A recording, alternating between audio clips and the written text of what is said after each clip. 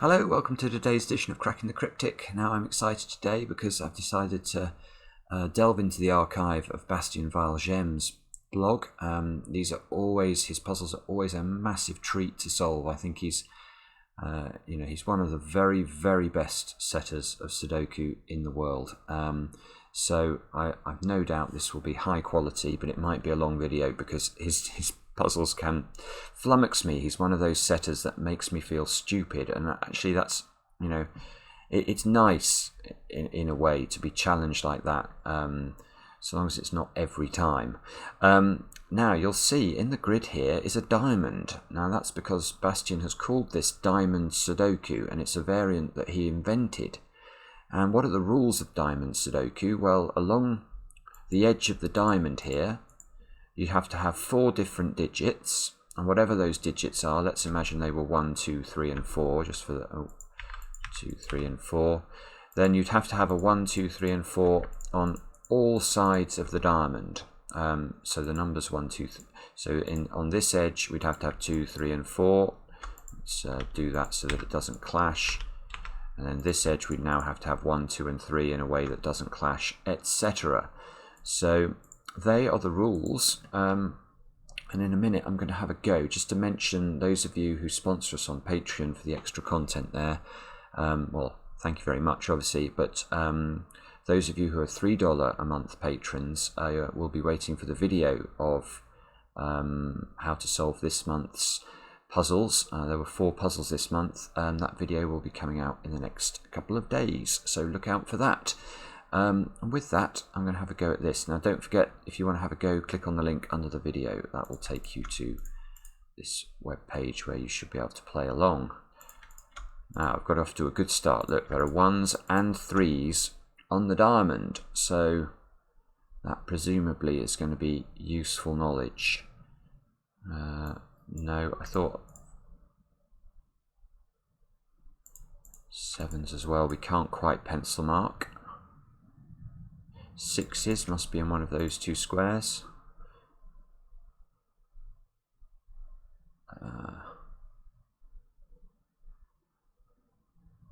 What am I missing here? There must be something else I can do. Oh yes, 4s into one of these 2 squares. There aren't actually many places though where I seem to be able to do much at all here. I mean, things I'm noticing are like 1, 7 and 9 are being ruled out from these 3 squares, so there's only 4 squares to put those 3 digits into, but there's literally no other knowledge about what can go in these 4 squares. So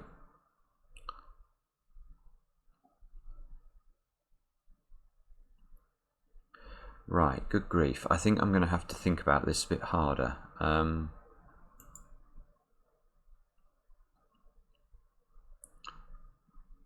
It so often happens with Bastien's puzzles that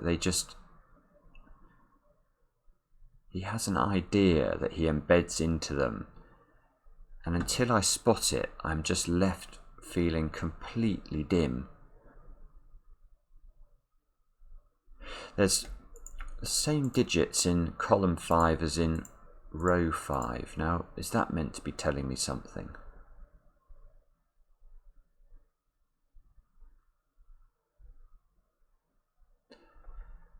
Well, I think it is, actually. Ah, yes. Okay, so now, if we think about this, 2, 4 and 6, 8, 2, 4, 6 and 8 are being eliminated as possibilities, therefore, because of their positions in the grid, from all 4 corners of the diamond. Now I think that means that they can't appear on the diamond at all. Now why do I say that? Well, let me try and articulate this. If there is a number on the diamond, you can see that placing a 1 here, for example, removes a 1 from those 3 squares. So every time a number goes onto the diamond or into a corner of the diamond, it cannot appear in the other 3 positions. Now, given that there are going to be 4 digits along the diamond somewhere, you can see that as I fill the edges of the diamond, if I put a 6 in here, for example, that's 1 and 6 are now ruled out from both of these squares. So the 4 corners of the diamond are going to be different. And therefore, if a 2, 4, 6 and 8 cannot go in the corners of the diamond, they cannot appear on the diamond. And there might be other ways of seeing that actually. And looking at this, you can see, for example, the 6 is here. If you don't like the logic I was just using, you can see that a 6 is ruled out from those squares and those squares. So it can't go along this side of the diamond, therefore it can't go along any side of the diamond. So I now know that the diamond is odd. And that square cannot be a 4. That's going to be the helpful thing. Right, so we're off 4. Oh, no we're not. I've got that digit. It doesn't do anything. Oh, okay.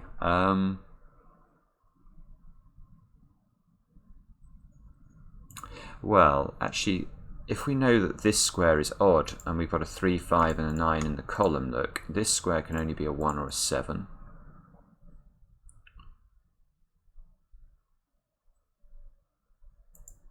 That one can be a 3, 5 or a 9. This one can be only 3 or 5. This one can 1, 5 or 9.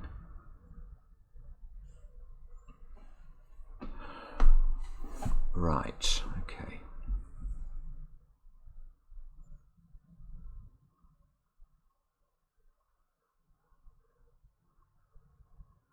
Apologies, I'm sure you guys are all spotting what I meant to do next, but I haven't spotted it.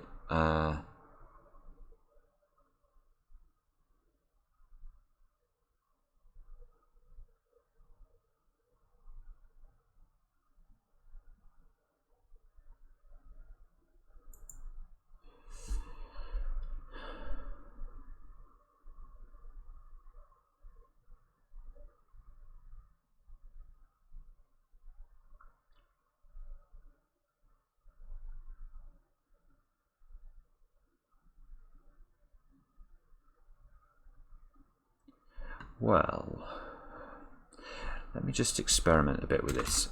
I'm just trying to get my head around how this diamond thing works. So, if this is a 5, because there's no 5 in any of those positions, you can see that that is going to lock a 5 into the, well, there's going to have to be a 5 either in this square or this square. And there's going to have to be a 5 either in this square or this square. Now this is a funny pattern, isn't it? Because that means that there is no... Let me just colour these in. So whatever we put in this square, there will then be a sort of offset x-wing on that number that will eliminate that number from all of the yellow squares. Now why do I say that? Well, I say that because we know there is a 5 in one of these 2 positions. Let's say it's there, just for the sake of exposition. Now, if there is a 5 here, because I need to put a 5 on this diagonal, and it can't go here or here because of this 5, and it now can't go here, so it would have to be there. Now, the only other state of existence that could happen is that this isn't a 5, and therefore this would be a 5, and that will place a 5 there on this diagonal. So you can see that however we arrange the 5s, we can eliminate 5s from these squares.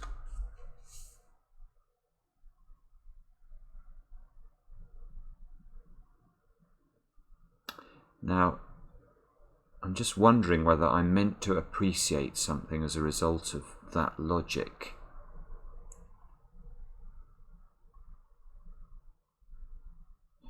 Let me... Oh, no, I don't want to restart. No, I just want to remove the colour. Let me remove the colour from these. delete that one. Oops. Let me just think about this some more. So I've also got to remember there is definitely a 1 and a 3 on the diagonal. So the 1 appears in one of these two squares. So if I...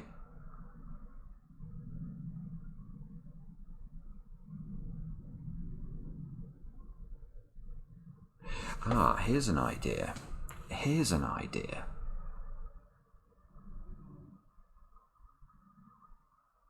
So we know that 1 appears in one of these two squares. So if I think that this square is not a 1, I'm forcing a 1 into that square. Now the interesting thing I'm just wondering here is if I go with 5 up here and make this a 1,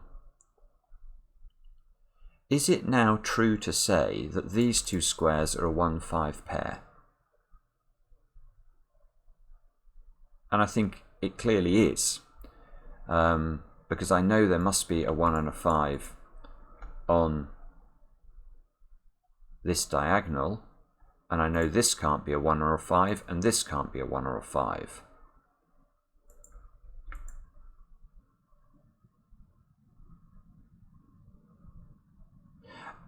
Now that is interesting as well, because that breaks the puzzle. So this is not 5. Let me show you why. If we know that this is a 1-5 pair, this 5 here means that's going to be the 5, this is going to be the 1. But now, where do I put a 1 on this diagonal? If there's a 1 in this position, there would have to be a 1 here. That's the only position it can't go here, here, or here, so it would have to be here, and it would clash with this 1. So... now, okay, so this is not a 5.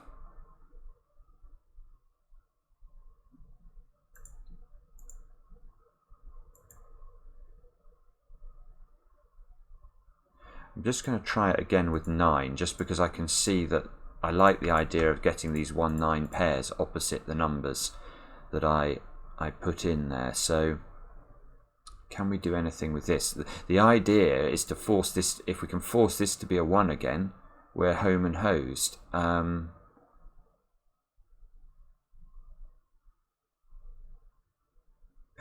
We can. Ooh, it's quite cunning. That's quite cunning. So, let's look at this. So now, that's fascinating. So we've now got 1-9 pair here, but we know that whichever one of these squares is a 9, one of these squares has to be a 9 as well. We looked at this logic earlier, so we're able to eliminate 9 from all of these squares on the hypothesis that this is a 9. None of these yellow squares can be a 9. Now if that's the case, look at this 9 here. This square is going to have to be a 9, which means this square is a 9, this is a 1, that's a 1, and it's broken again. So this is fascinating. Goodness me. So this is not, we've now proved that this is a 1, and therefore this is a 7. Oh, no, look though, look.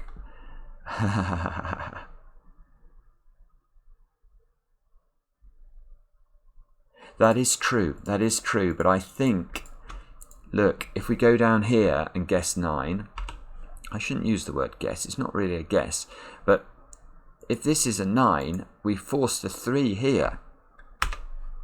And look at this. We've now got a 3-9 pair here. And the logic, the puzzle is symmetrical around this logic. Because if we have a 3-9 pair here, what happens? We now know one of those squares is a 9, one of those two squares is a 9, there can't be a 9 in there, there's a 9 here, that forces a 9 here, forces a 9 here, forces this to be a 3, and that is going to put a 3 there, where it's going to hit that 3. It is, the puzzle is completely symmetrical around this logic with the 9s. That is unbelievable. So, what does all that mean? Well, that means this square is a 1. This square is not a 9. If this is a 1, this must be a 7. Now, these two squares are 3 and 5 now, so we know the 9 is not on the diagonal. Therefore, it must go in the middle square, mustn't it? Maybe I've jumped too fast there. Is that wrong or right? Because I can't put... Yeah, anything I put in the middle square sees all 4 corners, so that is right. Now, what can we do? So these two squares now are 3 and 5, because we know we're looking for 3 and 5 on this diagonal. Now, can we disambiguate that somehow? These two squares are 1 and 7.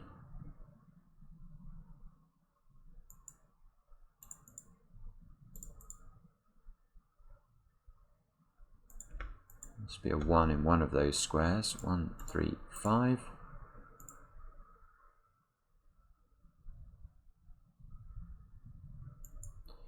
Seven down there.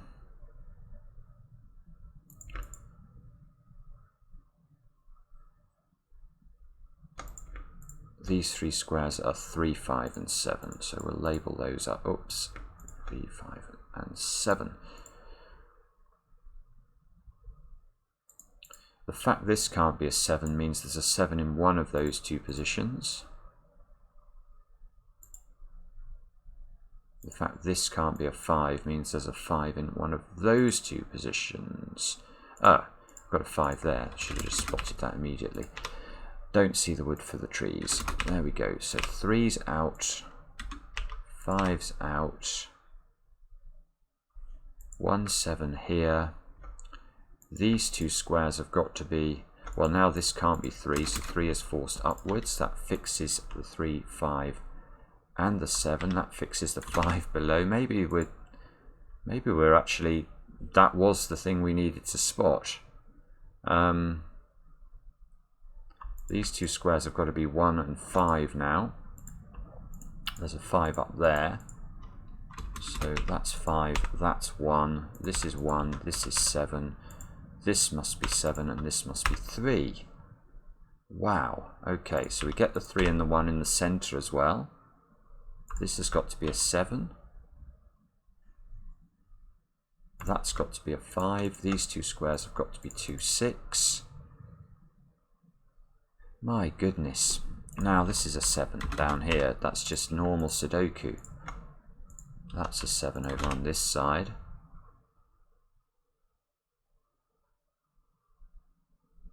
It's got to be a 5 up there. And because of these two 5s, there's got to be a 5 up there, which fixes this as the 5 and gives us a 6. That means that's a 6.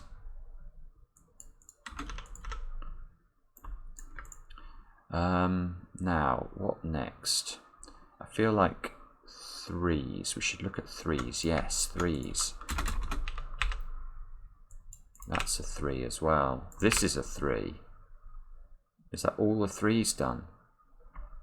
So we haven't done all of the 1s yet. Let's have a look at 1s again. Must be a 1 in one of these two squares. 1 in one of these two squares. A 1 in one of those two squares. These 1s marry up in the same column of the grid. Column 8 and column 9. So this can't be a 1 now, because if we put a 1 here, there'll be a 1 here and a 1 here. That's not going to work for us. So that's a 1. Now the 9 here is nice now, because that means that's a 9. I think we've done it. I think this puzzle seems to be falling now, which, I mean, what an idea this is. I'm not sure. I felt incredibly slow at spotting some of the logic there, but and maybe that's not what I was meant to be doing either. There may be an easier way. So do let me know in the comments, assuming we have got the puzzle finished now, what it was I was meant to be spotting. Now this is an 8 to 6. This should be a 4 then. 5 and the 1 unwind like this. That's a 1, that's a 9. This should be a 6. That fixes the 6 and the 2. That fixes a 2 here. We're looking for an 8 and a 9 there, which we can resolve because of the 9 at the top. These squares must include a 9 because we haven't put a 9 in the row yet. That's going to be a 4, 6, 8. These two squares have got to be 9 and 6, which we can resolve now. We still need to put an 8 and a 4 in here. So let's do that for the time being. Fix the 4 there. This square's got to be a 2, I think. That square's a 2. This square is an 8. That square's a 9. This should be an 8. This should be a 4. That fixes the 4 and 8 at the bottom. And we've done it. Wow. Wow, what an interesting puzzle. I think that's going to play with my head for a while. Do let me know, as I say, what I missed. And we'll be back soon with another edition of Cracking the Cryptic.